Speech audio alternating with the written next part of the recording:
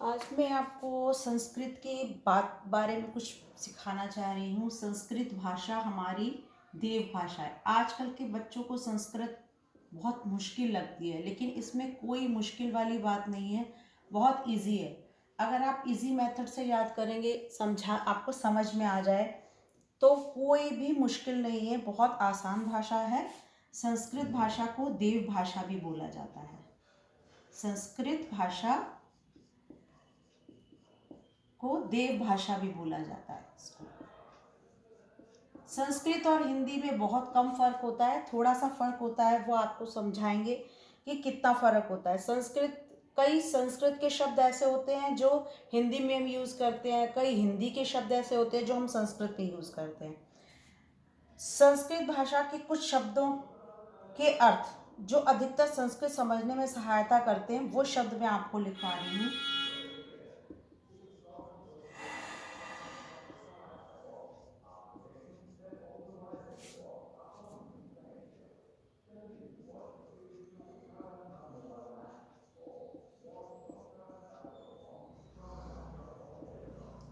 ये ऐसे शब्द हैं जो आपको हर समय काम आएंगे, हर क्लास में काम आएंगे, और ये बहुत ज़रूरी है। अगर आपने ये शब्द सीख लिए तो आपको संस्कृत समझ लो आधी भाषा आपको समझ में आ जाएगी।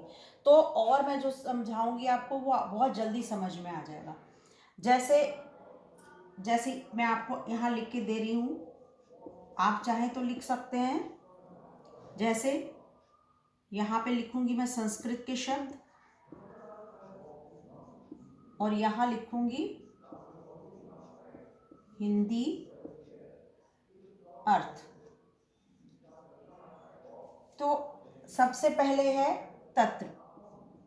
ये थोड़े से वर्ड मीनिंग ऐसे होते हैं जो आपको हर क्लास में काम आएंगे, इसलिए आप लिखना चाहें तो लिख सकते हैं इसको। तत्र माने वहां, कुत्र माने कहाँ,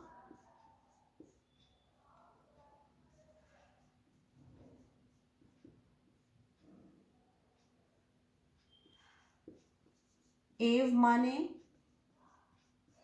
ही, अत्र माने यहाँ,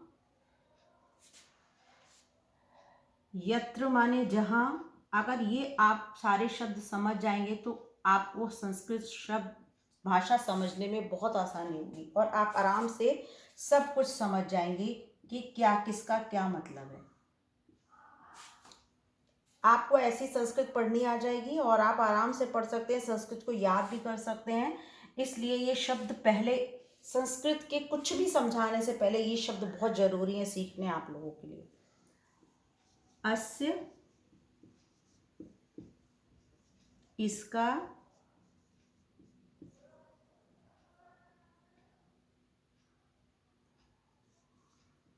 तस्य,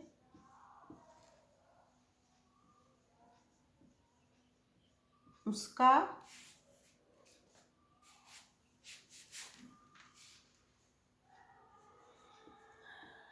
यस्य मीन्स जिसका,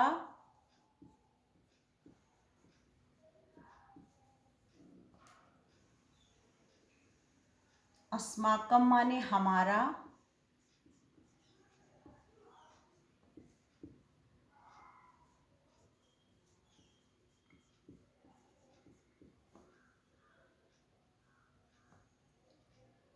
आसीत माने था।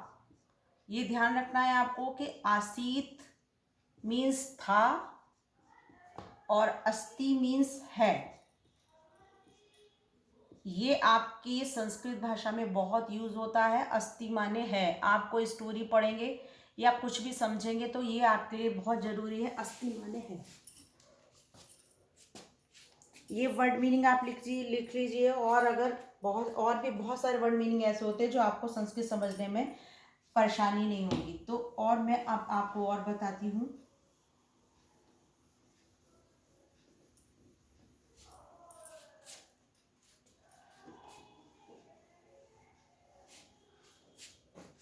संस्कृत में 3 वचन होते हैं। संस्कृत में आपने हिंदी में पढ़ा होगा 2 वचन होते हैं, एक वचन, बहुवचन, और संस्कृत में 3 वचन होते हैं, 3 वचन बोले जाते हैं, उसमें 3 वचनों का प्रयोग किया जाता है। तो हिंदी में 2 वचनों का, और मैं थोड़ा थोड़ा करके आपको बताती रही, संस्कृत और हिंदी में थोड़ा सा फर्क होता है, तो वो मैं आपको बता सकती हूँ कि संस्कृत में 3 वचन होते हैं। कौन कौन से होते हैं? एक वचन, अभी तक आपने हिंदी में पढ़े होंगे कि सिर्फ 2 वचन होते हैं, लेकिन संस्कृत में 3 वचन होते हैं। एक वचन, द्विवचन, द्विवचन मीन्स 2 लोगों के लिए, एक वचन 1 लोगों के लिए, और बहुवचन माने बहुत सारे लोगों के लिए प्रयोग किया जाता है वचन, बहुवचन। और हिंदी में आपने लिंग पढ़े थे, 2 होते हैं, लेकिन संस्कृत में 3 लिंग होते हैं। स्त्रीलिंग, स्त्री के लिए प्रयोग किए जाते हैं,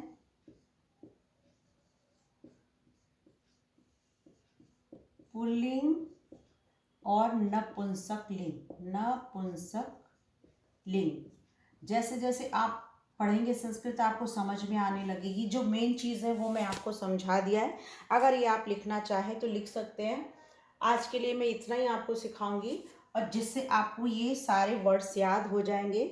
और ज़्यादा समझाने से बच्चा समझ नहीं पाता है, इसलिए आप ये समझिए, संस्कृत के ये शब्द आपको ज़रूर लिखने हैं और हर चीज़ में काम आते हैं आपके। आप स्टोरी पढ़ेंगे उसमें भी काम आएंगे, आप अनुवाद करेंगे, ट्रांसलेशन, संस्कृत के ट्रांसलेशन जिसको अनुवाद बोला जाता है, उसमें भी ये काम आते हैं। तो इसको करिए। अगर आपको अच्छा लगे, अगर आपको समझ में आ रहा हो तो आप ज़रूर बताइए। इससे नेक्स्ट मैं आपको और बातें सिखाऊंगी, और संस्कृत में बहुत आसान आसान तरीके से आपको संस्कृत समझ में आ जाएगी। Thank you.